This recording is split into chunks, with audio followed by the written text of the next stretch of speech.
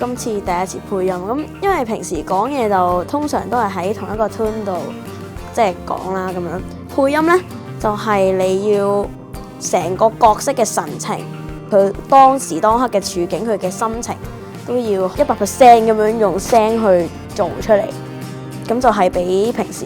普通傾偈講嘢係仲難嘅。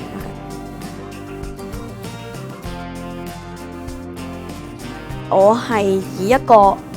基督徒嘅身份兼小演員嘅身份，去用我一啲少少嘅影響力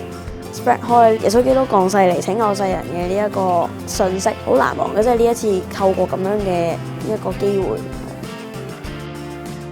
我平時咧喺屋企咧，其實都係一個3歲細路嚟嘅啫，嗌嚟嗌去啊，好多都好好奇啊，一個唔依喐就喺度咿呀呀啊咁樣。Walter Dickens 好似我喺屋企嘅樣子嘅影子咯，真係好能夠體現到一個好奇天真嘅小朋友。萬王之王，12月20號戲院見。